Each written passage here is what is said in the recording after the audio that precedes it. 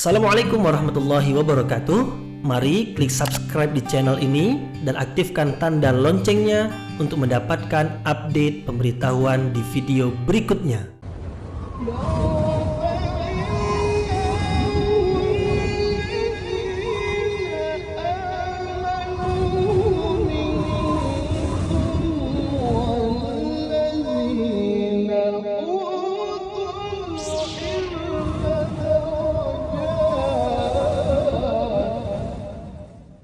A'udzu billahi minasyaitonir rajim. Bismillahirrahmanirrahim. Assalamualaikum warahmatullahi wabarakatuh.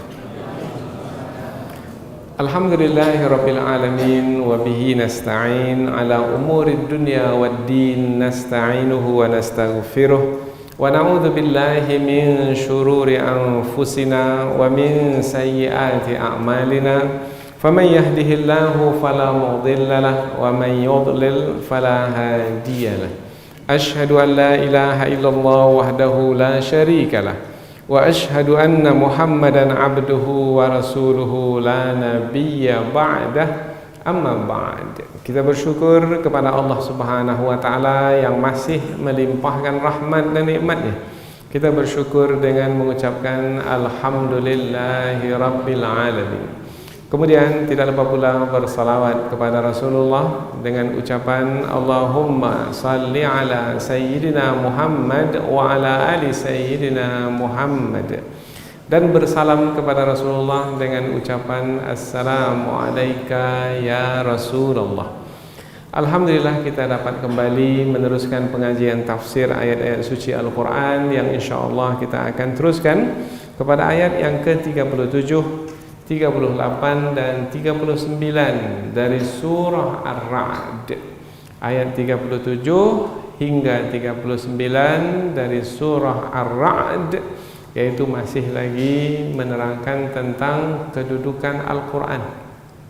Karena mulai dari awal surah Ar-Ra'd, Allah Subhanahu wa taala menerangkan tentang Al-Quran, tentang Al-Quran yang diturunkan kepada Rasulullah sallallahu alaihi wasallam. Kemudian ada dua kelompok manusia di hadapan Al-Quran atau di hadapan Rasulullah yang menyampaikan Al-Quran. Kelompok yang pertama menerima Al-Quran sebagai kitab suci yang Allah turunkan, menerima kenyataan bahwasanya Rasulullah Nabi Muhammad adalah Rasul Allah, utusan Allah yang menyampaikan kebenaran. Mereka adalah orang-orang beriman. Dan satu lagi adalah manusia yang menolak kebenaran, tak mau menerima Al-Quran yang disampaikan oleh Rasulullah, tak juga mengakui Rasulullah sebagai Rasul yang diutus kepada sekalian manusia. Kelompok yang pertama orang-orang beriman, kelompok yang kedua orang-orang kafir. Kelompok orang-orang beriman berhasil dalam ujian iman di dunia ini, maka nanti di akhirat dimasukkan ke dalam surga yang penuh dengan kenikmatan. Diterangkan sebelum ini tentang perumpamaan surga itu seperti apa. Kemudian orang-orang kafir gagal dalam ujian ketika di dunia ini, mereka memilih kekufuran dari beriman. Mungkin disebabkan karena kebodohan, tetapi apabila ilmu telah disampaikan tidak ada lagi alasan kebodohan. Maka alasan berikutnya adalah karena kesombongan atau keangkuhan. Sudah tahu kebenaran tapi tak mau menerima kebenaran.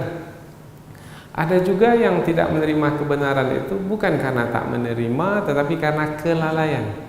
Karena mengikuti kehendak hawa nafsu, akhirnya kebenaran dikalahkan. Yang diikuti adalah kehendak hawa nafsu yang inginkan kepentingan dunia. Dunia yang tak seberapa ini menjadi tujuannya, sehingga kebenaran dipinggirkan, diabaikan. Dua kumpulan manusia itu ada pada masa Rasulullah sampai pada masa kita sekarang ini, tetap senantiasa dua kumpulan itu ada. Sampai hari kiamat? Ya, sampai hari kiamat. Maka di dalam ayat yang akan kita pelajari ini diterangkan tentang Al-Quran yang diturunkan yang diturunkan kepada Rasulullah adalah yang di dalamnya ada aturan atau undang-undang atau hukum yang mesti diikuti. Karena aturan atau undang-undang atau hukum itu tujuannya adalah untuk mendapatkan kemaslahatan, untuk mendapatkan kemanfaatan, kebaikan. Nah, maka manusia semestinya apapun yang mereka kerjakan, dan apabila berlaku perselisihan, penyelesaiannya adalah Al-Quran.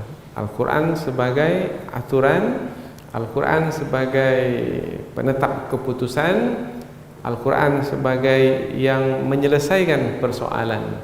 Dan Al-Quran itu tinggi sekali kedudukannya, bukan hanya dari sisi nilai atau kandungan maknanya, tetapi juga dari sisi lafaznya. Lafaz maknanya perkataannya.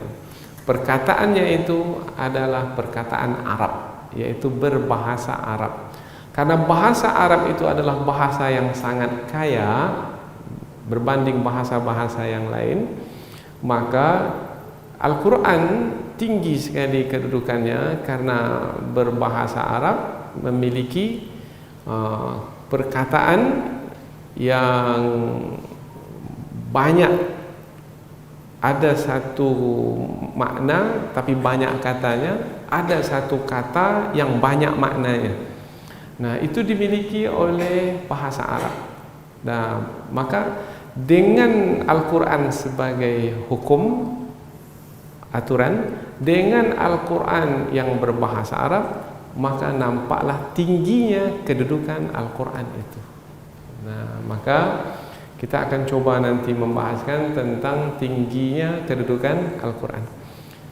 Sebenarnya untuk mengetahui tingginya kedudukan Al-Quran, sebenarnya cukup bagi orang awam. Al-Quran itu diturunkan oleh siapa? Oleh Allah yang Maha Tinggi. Kalau Al-Quran diturunkan oleh yang Maha Tinggi, berarti Al-Quran itu memiliki kedudukan yang tinggi. Nah, sederhananya begitu sudah cukup.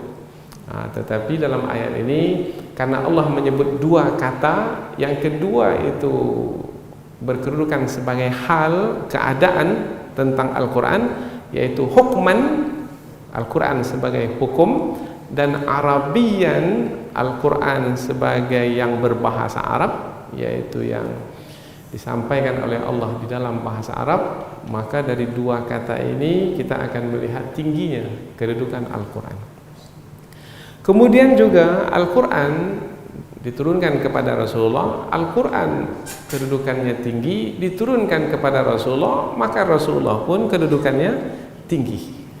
Maka ada yang melanjutkan sekarang ini, siapa saja bersama dengan Al-Quran yang tinggi itu, maka kedudukannya pun juga akan tinggi. Umpamanya ada di antara kita ini yang belajar Al-Quran, mengajarkan Al-Quran, maka kedudukannya tinggi. Khairukum man ta'allama al-Qur'ana wa 'allamah. Sebaik-baik kamu adalah yang belajar Al-Quran dan mengajarkannya. Siapa di antara kita ini yang banyak menghafal Al-Quran? Yang paling banyak menghafal Al-Quran paling tinggi kedudukannya. Nah, jadi kalau ada dua imam ini, yang satu bacaannya bagus, yang satu juga bacaannya bagus, sama-sama bacaannya bagus, tapi yang satu banyak hafalannya, yang satu kurang, maka yang lebih diutamakan untuk jadi imam yang banyak hafalannya. Di situ pun sudah nampak tinggi kedudukan, karena disandarkan kepada Al-Quran yang tinggi kedudukan, maka manusia pun menjadi tinggi kedudukannya dengan Al-Quran. Kemudian Al-Quran di dalamnya ada syariat, syariat Al-Quran, syariat yang diturunkan kepada Rasulullah, maka disebut juga syariat yang dibawa oleh Rasulullah. Turunnya dari siapa? Dari Allah. Nanti ada kita sebutkan sebelumnya ada kitab Injil, di dalamnya juga ada syariat diturunkan kepada Nabi Isa, syariat Nabi Isa. Dari mana turunnya? Dari sisi Allah juga. Tetapi ada yang terdapat di dalam kitab Injil, tidak ada lagi di dalam kitab Al-Quran. Nah, karena Allah mengetahui di setiap generasi itu di setiap umat itu ada syariat yang sesuai dengan umat itu, tidak sesuai bagi umat yang datang kemudian. Maka yang tidak sesuai bagi umat yang datang kemudian, Allah hapuskan syariat itu. Apabila sesuai, Allah tetapkan syariat itu.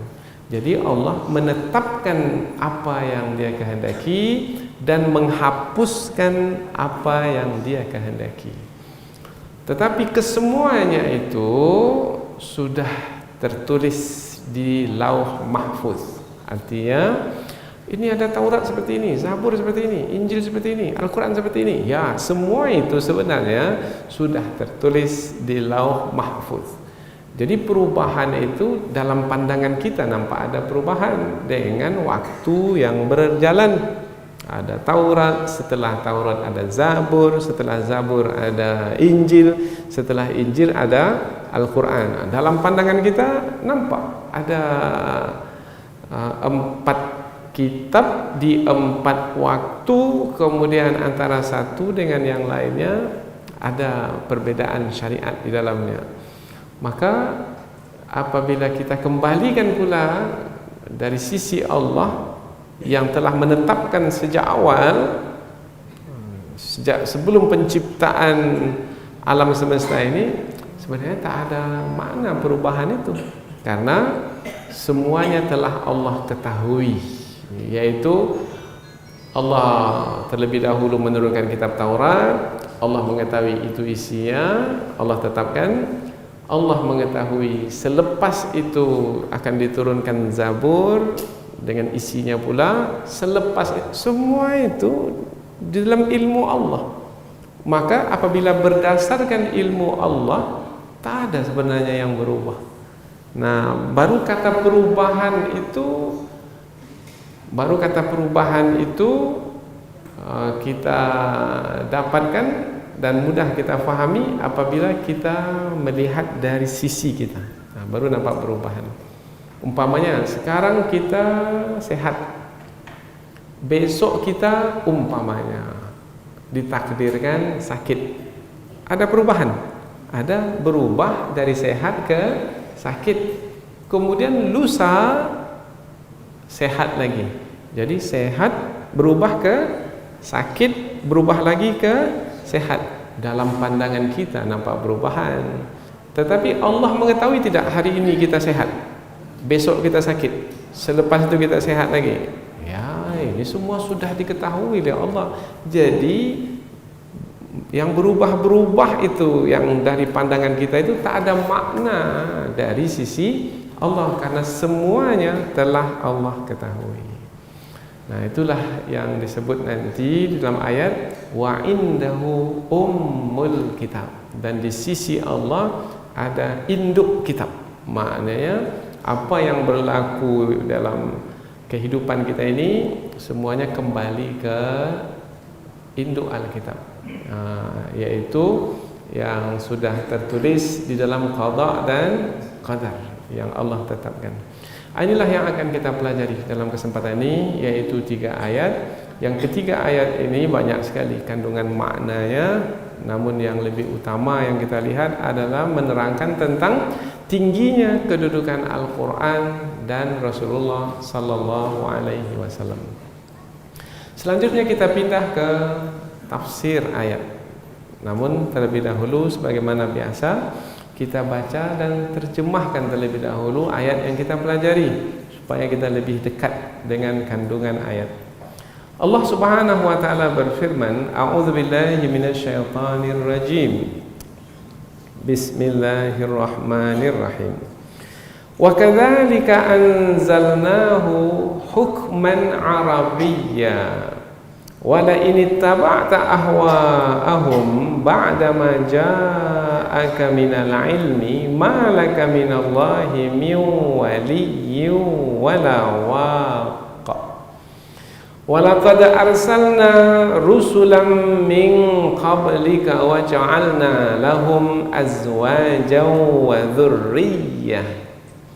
Wa ma kana li rasulin an ya'tiya bi ayatin illa bi idznillah likulli ajalin kitab. Yamhullahu ma yasha'u wa yuthbit wa indahu ummul kitab. Allah berfirman, wa kadzalika, dan demikianlah, anzalnahu, kami telah menurunkannya. Ini kembali kepada ayat sebelum ini tentang Al-Quran. Telah menurunkannya, telah menurunkan Al-Quran itu hukman, sebagai hukum atau peraturan atau undang-undang, boleh juga Arabiyan, yang berbahasa Arab. Walain, dan sesungguhnya jika ittaba'ta, kamu mengikuti, kamu di sini Nabi Muhammad. Jadi ayat ini ditujukan kepada Nabi Muhammad. Wahai Muhammad, kalau kamu mengikuti ahwa'ahum, hawa nafsu mereka. Mereka siapa? Mereka yang menolak Al-Quran. Ba'dama ja'aka minal ilmi, setelah datang kepadamu ilmu, yaitu setelah datang kepadamu wahyu yang di dalamnya ada ilmu, pengetahuan. Malaka, maka tidak ada bagimu minallah, dari sisi Allah, miwali, seorang pelindung pun. Artinya tak ada selain Allah yang akan bisa melindungimu, karena Allah lah yang melindungi. Dan kalau kamu mengikuti hawa nafsu mereka, Allah pun tak akan melindungimu, wahai Muhammad. Wala waq, dan tidak pula sebagai pemelihara dari siksa. Bermakna ayat ini ujungnya adalah ancaman.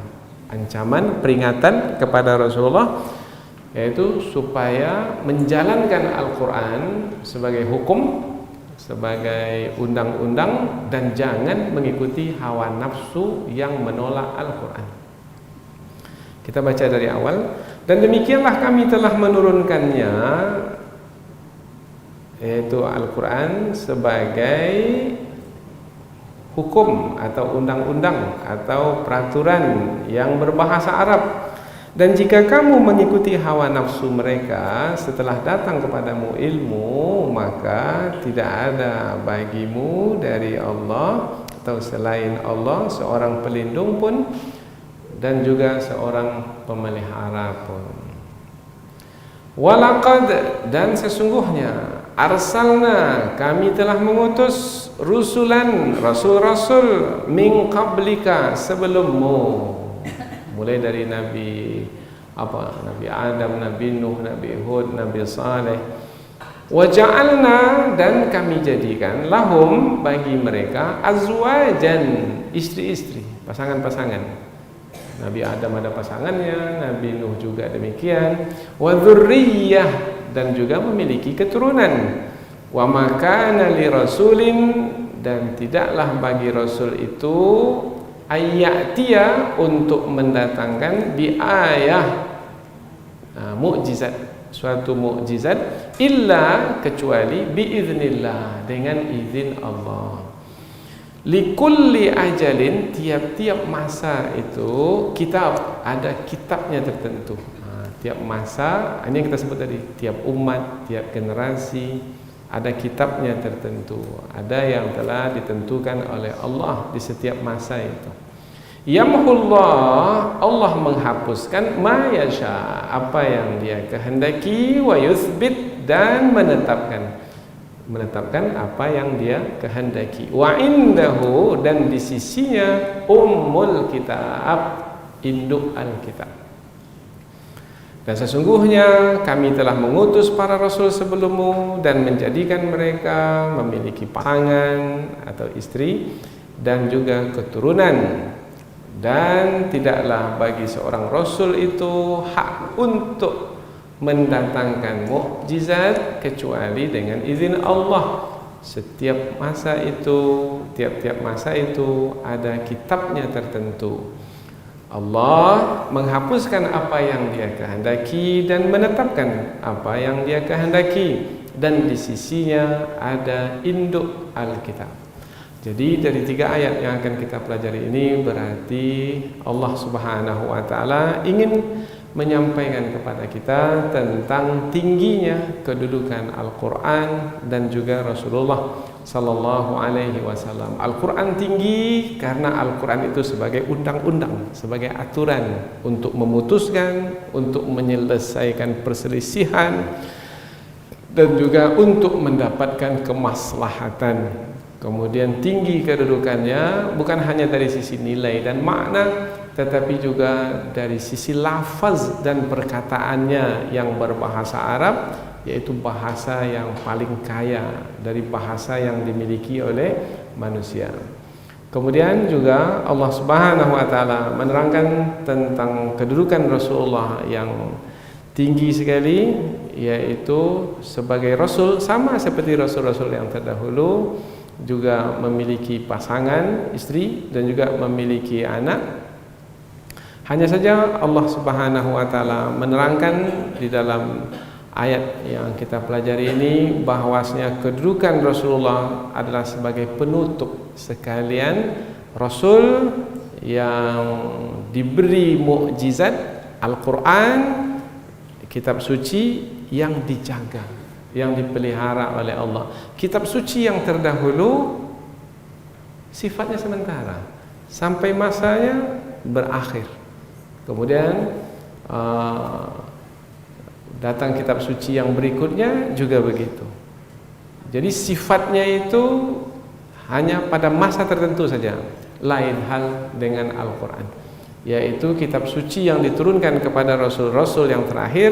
Maka kitab suci Al-Quran itu adalah yang dijaga dan dipelihara oleh Allah. Maka Al-Quran firman Allah yang terjaga sampai ke akhir zaman. Rasulullah adalah Rasul terakhir, penutup dari sekalian Rasul.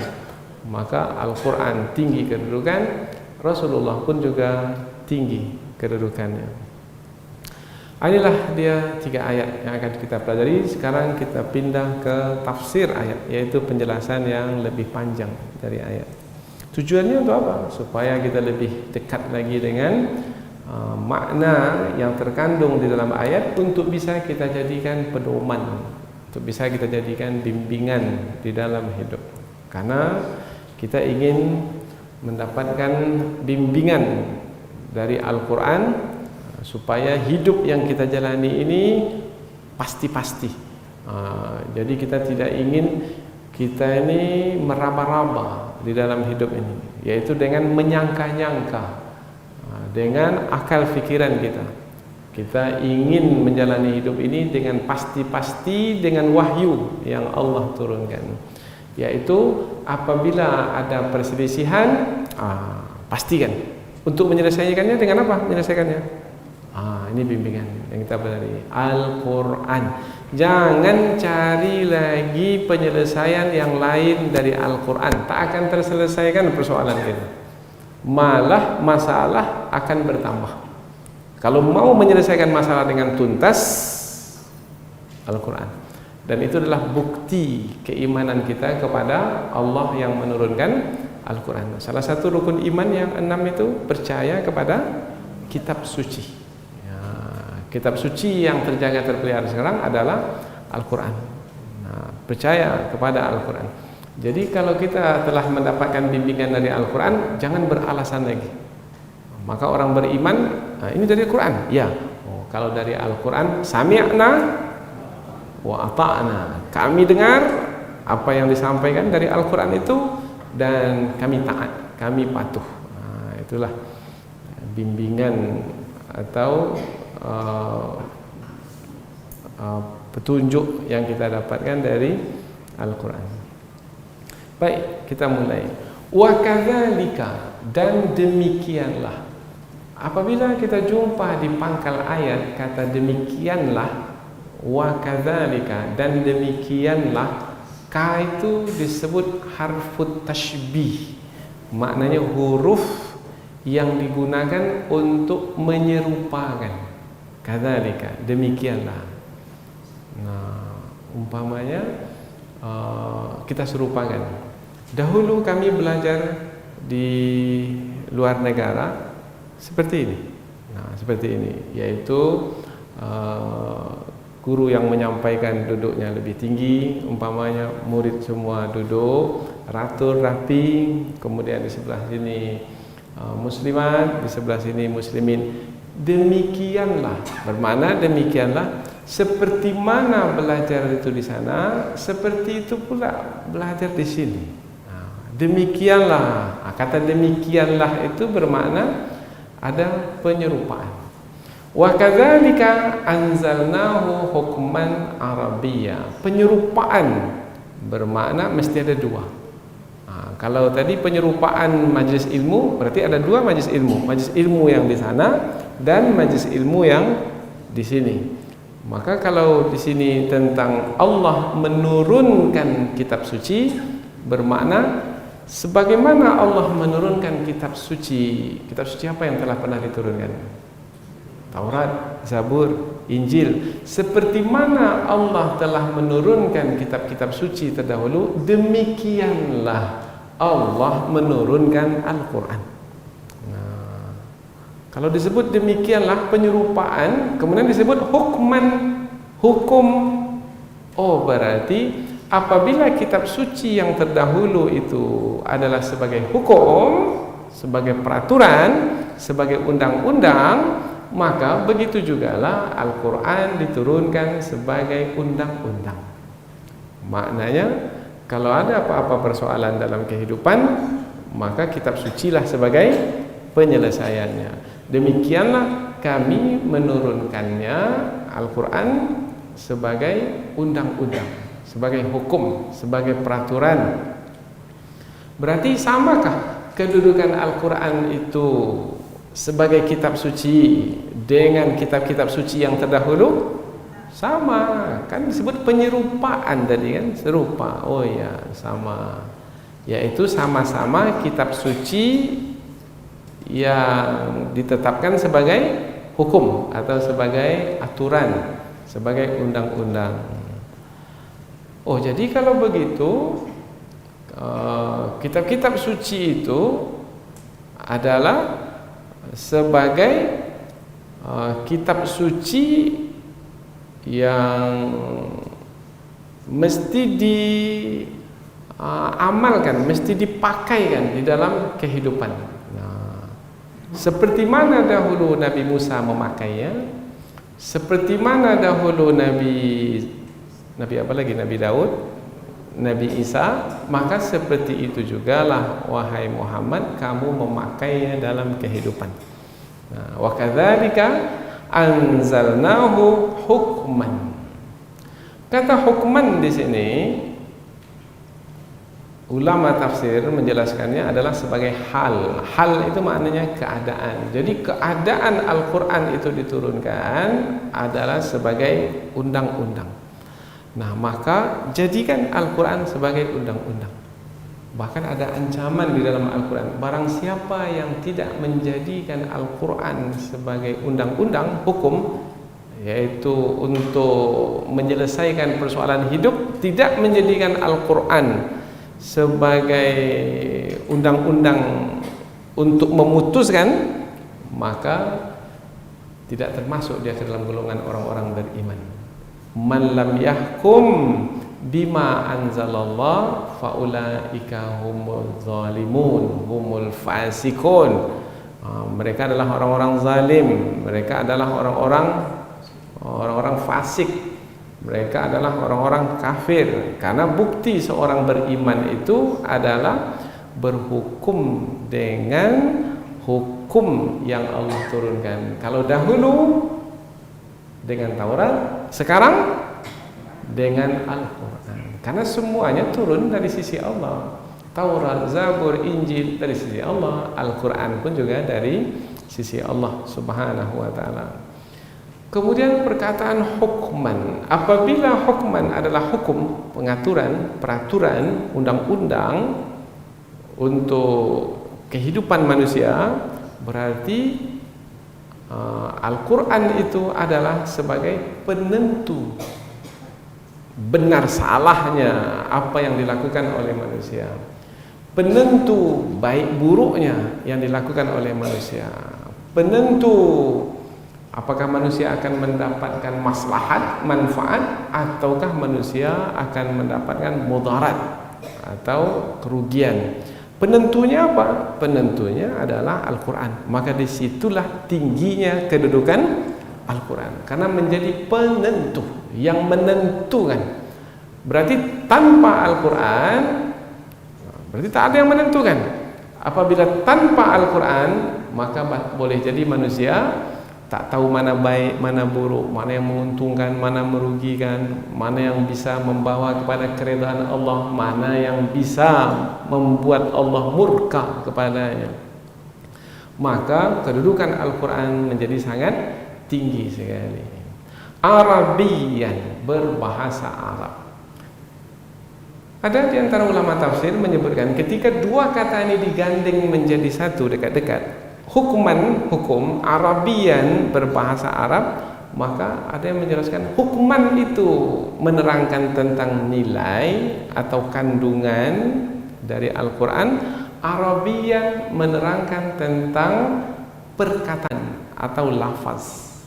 Nah, lafaznya berbahasa Arab nih, yang tertulis di dalam mushaf ini lafaz, yaitu perkataan-perkataan. Perkataannya berbahasa Arab, kemudian makna atau nilai dari perkataan itu sebagai aturan. Nah, jadi nilainya diterangkan oleh makna hukman, kemudian perkataannya diterangkan oleh makna Arabian, berbahasa Arab. Dan kita jumpai bahasa yang paling kaya yang dimiliki oleh manusia hingga hari ini adalah bahasa Arab. Maka beruntung yang telah menguasai bahasa Arab, karena menguasai bahasa kaya berarti kayalah dia. Nah, kalau tidak menguasai maka rugilah dia, karena banyak buku dalam bahasa Arab, jutaan banyaknya, tapi tak bisa dia baca karena dia tak pandai bahasa Arab. Beruntung banyak buku, kemudian dia bisa bahasa Arab, kemudian dia bisa membaca, karena ketinggian kedudukan seseorang itu ditentukan oleh ilmu yang dimiliki. Semakin banyak ilmu, semakin tinggi kedudukan seseorang. Yarfa'illahu alladhina amanu minkum walladhina utul ilma darajat. Allah mengangkat kedudukan orang-orang beriman dan orang-orang yang berilmu di antaramu beberapa derajat. Maka lebih tinggi kedudukan orang yang berilmu. Maka kalau kita punya anak, punya keturunan, maka dari kecil lagi ajari bahasa Arab, karena bahasa Arab ini bahasa kehidupan, bukan hanya untuk kehidupan di dunia, juga untuk kehidupan di akhirat. Sebenarnya sudah diamalkan, tapi tidak diusahakan dengan lebih gigih. Kecil-kecil lagi dahulu kita sudah diajar bahasa Arab. Alif, ba, ta, tha, jim. Alif di atas A, alif di bawah I, alif di depan U, A, I, U. Pandai kita baca bahasa Arab itu. Nah, tetapi sampai pandai baca Quran saja. Nah, mestinya lebih lagi dari itu, yaitu pandai membaca Quran dan mengetahui kandungan maknanya. Nah, itu mestilah belajar nahwu, belajar saraf, belajar sastra Al-Quran, belajar ilmu Al-Quran, belajar kaedah tafsir Al-Quran. Nah, barulah kita mengetahui kandungan makna Al-Quran. Tapi dah terlambat sekarang, Ustaz. Umur kami dah lanjut ini. Udah anak kita lagi. Dan jangan sampai mereka menyesal seperti kita menyesal hari ini. Tapi mereka terima kasih, bersyukur kepada ayah dan ibu yang menghantar kami ke pondok pesantren, ke lembaga pendidikan, yang membuat kami sekarang ini pandai membaca Al-Quran dan mengetahui kandungan maknanya. Bersyukur. Siapa yang menjadi sebab orang lain mendapatkan kebaikan, dia pun juga dapat kebaikan. Anak kita Kita yang menjadi sebab anak kita mendapat kebaikan, sebanyak mana anak itu mendapat kebaikan, sebanyak itu kita mendapat kebaikan pula. Beruntung. Nah, meskipun kita tak pandai bahasa Arab, anak nanti pandai bahasa Arab, karena kita yang menjadi sebab, kita juga mendapat kebaikan. Tapi tak ada salahnya juga mencoba di umur yang sudah lanjut ini untuk belajar bahasa Arab. Ada metode sekarang, metode cepat belajar bahasa Arab. 35 hari bisa menguasai nahwu dan saraf. Nah, 35 hari, hanya 1 bulan saja. InsyaAllah. Kalau tak bisa 35 hari, 350 hari. 1 tahun. Ya, 1 tahun itu cepat juga itu. Dahulu kami di pondok pesantren 6 tahun. 6 kali 365 hari banyak sekali. Baik. Wala ini taba'ta ahwa'ahum, dan jika kamu mengikuti hawa nafsu mereka, dan jikalau, ini menerangkan tentang andaian. Seandainya kamu wahai Muhammad mengikuti hawa nafsu mereka, Al-Quran sudah diturunkan kepadamu, Al-Quran yang berbahasa Arab, yang di dalamnya ada petunjuk, ada bimbingan, yang di dalamnya ada penjelasan tentang kebenaran, tentang kebatilan, tentang baik, tentang buruk, tentang mana yang benar, mana yang salah. Nah, telah diturunkan kepadamu dan kamu bisa membuat keputusan dengan Al-Quran itu. Tetapi apabila kamu tidak memutuskan dengan Al-Quran itu, kamu mengikuti hawa nafsu mereka dan meminggilkan Al-Quran itu, maka ada ancaman dari Allah, yaitu wala ini taba'ta ahwa'ahum, dan jika kamu mengikuti hawa nafsu mereka, ba'da ma ja'aka minal ilmi, setelah datang kepadamu ilmu yaitu Al-Quran, malaka minallahi min wali, maka tidak ada bagimu dari Allah seorang pelindung pun.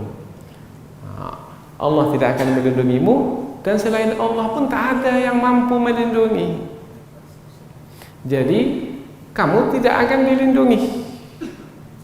Nah, manusia yang lemah, mungkinkah ia menjalani hidup dengan dirinya sendiri?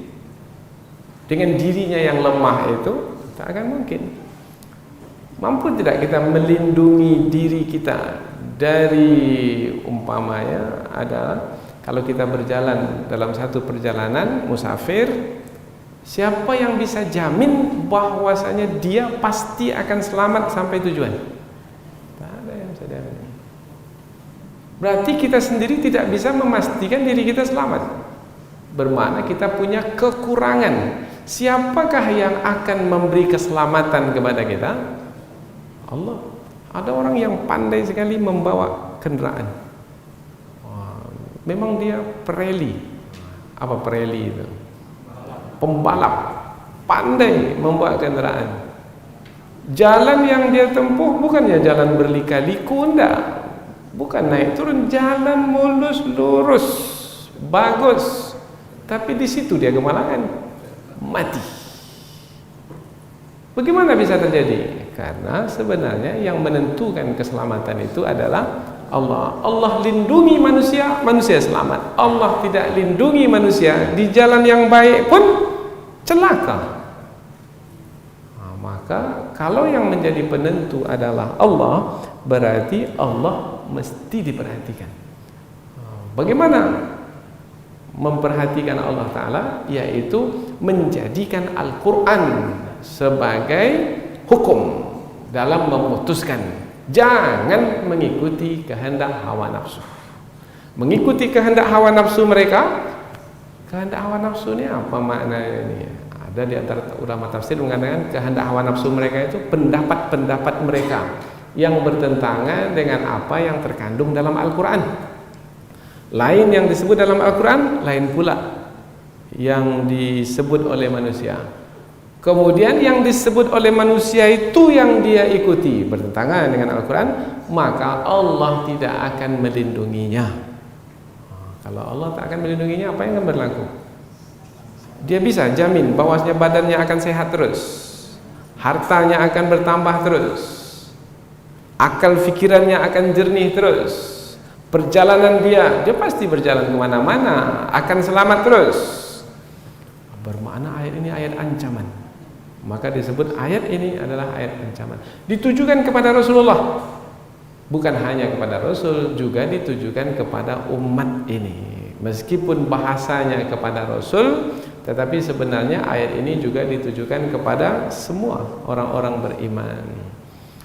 Maka dalam berumah tangga, mungkin ada perselisihan dalam berumah tangga antara suami istri, antara orang tua anak. Bagaimana cara menyelesaikannya? Maka kembali kita kepada Al-Quran. Fa in tanaza'tum fi syai'in farudduhu ilallahi wa rasulih. Jika kamu berselisih tentang suatu perkara, maka kembalikanlah kepada Allah dan Rasulnya. Cari ayat Al-Qur'annya, nanti akan dijumpai jawabannya. Kalau memangnya itu sudah disebutkan dalam Al-Quran, jangan bantah lagi. Sami'na wa ata'na, kami dengar, kami taat.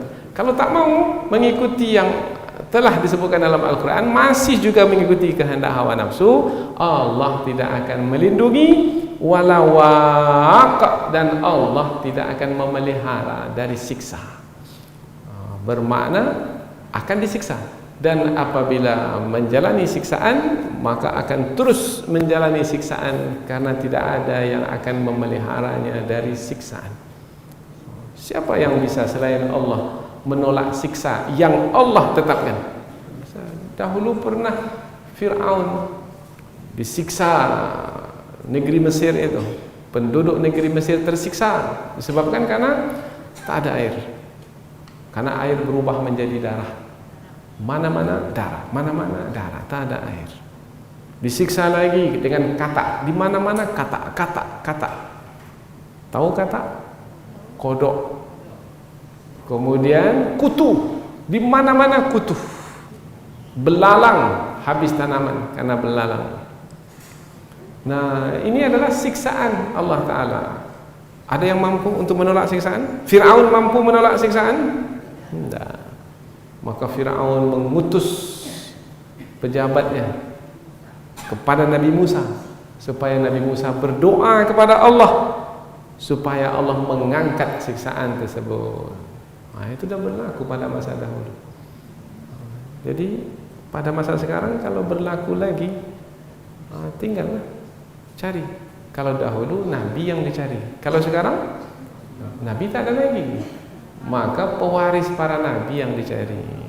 Para ulama, mereka berdoa kepada Allah, mudah-mudahan siksaan itu, karena boleh jadi sengsaranya kita ini karena siksaan dari Allah Ta'ala, dan ada penyakit yang tak bisa disembuhkan, itu adalah juga mungkin siksaan dari Allah. Maka kemana kita mengadu? Kepada Allah. Minta kepada orang yang dekat dengan Allah, para ulama, ahli ibadat, tuan guru, para syekh, untuk berdoa kepada Allah. Ancaman. Jadi ujung ayat itu adalah ayat ancaman kalau tidak mau menjalankan Al-Quran yang telah Allah turunkan. Kalau masih mengikuti kehendak hawa nafsu manusia, meminggirkan Al-Quran, maka Allah tidak akan melindungi, Allah tidak akan memelihara. Jalanilah hidup dengan diri sendiri. Tapi ada juga orang yang sombong pada ini. Kami tak perlukan Allah. Yang menentukan diri kami, hidup kami adalah diri kami.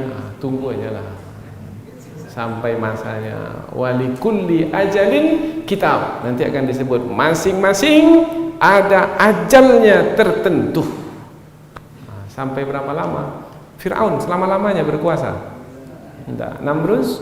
Tak juga. Kafir Quraisy? Tak juga, ada batas waktu tertentu, dan itu sudah ketetapan Allah. Apa yang dialami oleh Rasul ketika Rasul menyampaikan Al-Quran, menyampaikan kebenaran? Rasulullah diejek, Rasulullah dihina, Rasulullah ditolak, Rasulullah diolok-olok. Di antaranya adalah Rasulullah dituduh tidaklah Rasul itu melainkan hanya seorang yang disibukkan oleh istri dan anak-anaknya. Jadi ada yang mengejek Rasul begitu. Muhammad itu hanya sibuk dengan istri dan anaknya saja.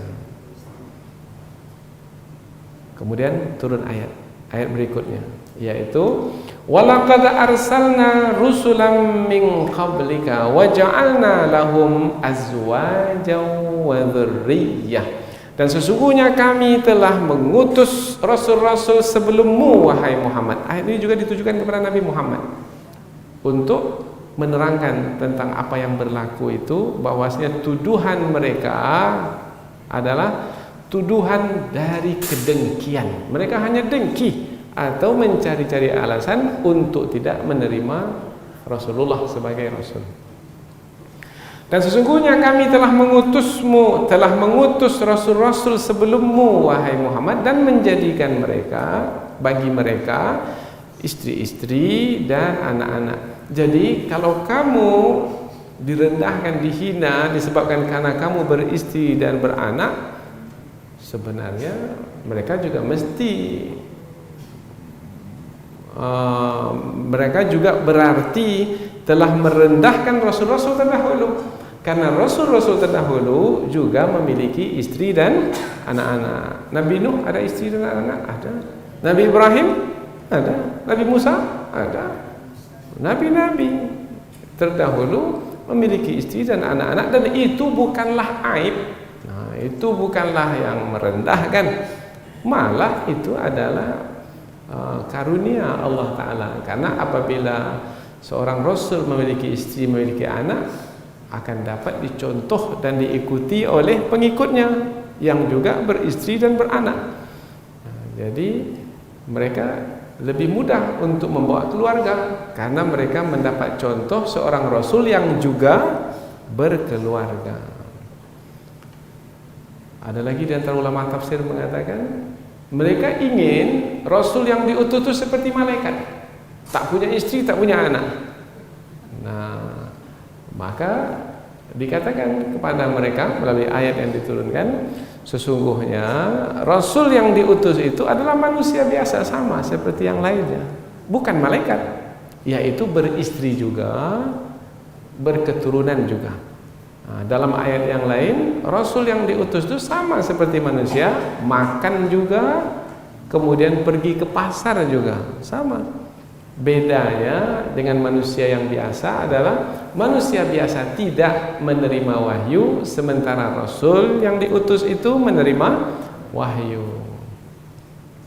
Wa ma kana li rasulin ay ya'tiya bi ayatin illa bi idznillah. Dan tidaklah seorang rasul itu memiliki hak untuk mendatangkan suatu mukjizat kecuali dengan izin Allah. Apa makna ayat ini? Ayat ini menerangkan bahwasanya orang yang menolak Rasulullah sebagai Rasul, yang menolak Al-Quran sebagai kitab suci yang juga mukjizat, mereka meminta kepada Rasul, wahai Muhammad, datangkan mukjizat yang lain dari Al-Quran ini. Kalau kamu bisa mendatangkan mukjizat yang lain, umpamanya seperti Nabi Musa itu punya mukjizat, apabila tongkatnya dipukulkan ke batu, terpancar air. Kamu ada tidak wahai Muhammad mukjizat yang lain lagi dari Al-Quran ini? Kalau Al-Quran ini kami tak terima, yang lain lah. Sebenarnya mereka hanya mencari-cari alasan, karena memang orang yang dengki itu mencari-cari alasan, atau orang yang sombong itu mencari-cari alasan. Maka Allah menjelaskan bahwasanya tentang mukjizat itu bukanlah berdasarkan kehendak seorang Rasul itu. Tentang pemberlakuan mukjizat itu adalah kehendak Allah Subhanahu wa Ta'ala. Semuanya mukjizat pada Rasul yang terdahulu itu adalah dengan kehendak Allah, bukan inisiatif atau keinginan dari Rasul itu sendiri, tidak.